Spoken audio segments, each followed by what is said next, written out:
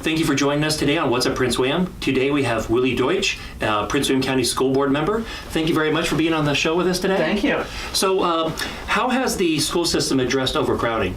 Sure. So overcrowding trailers have been a huge issue. We've had a lot of schools, and still do, that have double-digit trailers. That's got a significant impact on what the school day looks like, the resources we can give to a school, really long lunch times, maybe in staircases that are, one directional, and it impacts the school day in significant ways. So it's been something we've focused very aggressively on. And overcrowding is something that kind of shifts in different levels and different areas of the county are going to be more impacted. So we've had a particular problem with overcrowding on the high school side right now, and elementary schools on the eastern end of the county, and just kind of the way things are.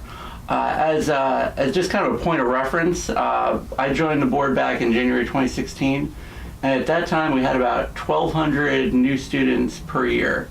And that kind of, just keeping up with that level of growth, it means a significant amount of building, et cetera. So we've been working to keep up with the growth, but then also get ahead of that growth to be able to get rid of some of those trailers, right? So with the high school overcrowding, we worked really hard. We came up with a bipartisan deal across both boards to add 500 extra seats to the new Western high school that we're building. It's going to be over near Jiffy Lube. Adding that is going to be able to let us get rid of about 45 trailers on high schools large between Patriot, Battlefield, Stonewall Jackson. As part of that agreement to make that happen, we also got a whole lot of funds for eastern elementary schools. And we just did a major rebounding of elementary schools on the eastern end of the county. Got rid of a little over 40 trailers there as well. So by the time we finish both of those plans, we're talking 80 trailers out of the 200 that we currently have. So about a 40% reduction in trailers. That's been years of work to get to that point, but that's going to be a huge blow in terms of most significant areas. We're always going to have some trailers in school division just as we're building. You get some extra students, et cetera, and so one or two, three trailers at a school is one thing, but where we've got double-digit trailers at a school, that's a big problem. And so by the time we get both of these plans finished, most of that serious trailer problem should be under control. Oh, gotcha. So it really sounds like, with the changes going on in the county, you guys have really made some big strides to help alleviate this problem. We're working really hard on that. Like I said, so that first number about the number of new students, this last year in the budget cycle, we had 300 new students coming on. So we're finally seeing the growth in the county drop down a little bit, and that's definitely helping as well. Mm-hmm. So if we can keep that growth curve dropping while we keep adding, enough schools, enough seat space, we should be in really good position. One really nice thing so we added those 500 extra seats there.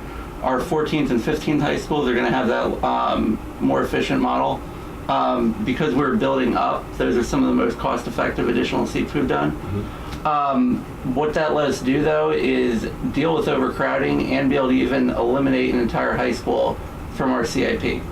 And that's about $100 million in savings, which we've been able to both accrue and just save for ourselves, but also use for a lot of the renovations and upkeep that we're starting to talk about for older schools to deal with equity, making sure that they're having, a lot of our schools that were built back in the 70s can have, a better school environment, in comparison to the old brand new schools we're putting in.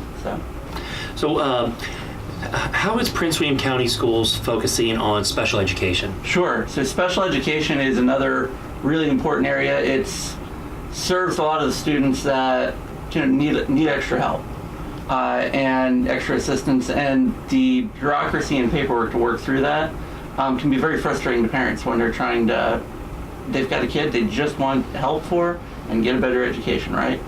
So that's been a big focus the last few years. We brought in an external firm to audit our special education services.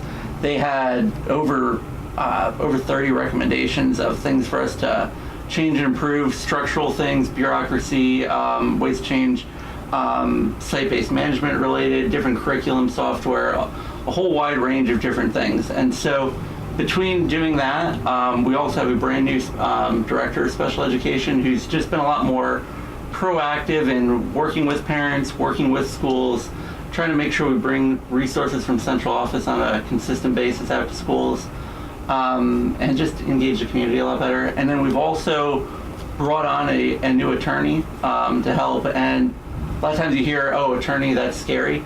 Part of having an extra attorney for us means that we can be proactive instead of reactive on the legal situations.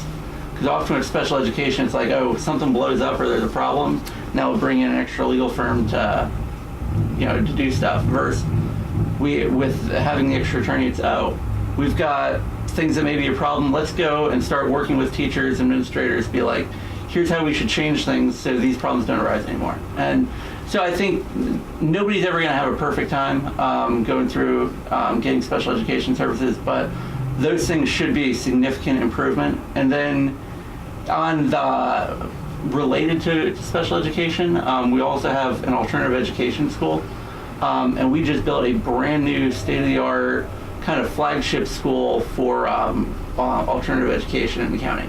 And students that, it may not work for them to be in a regular school environment.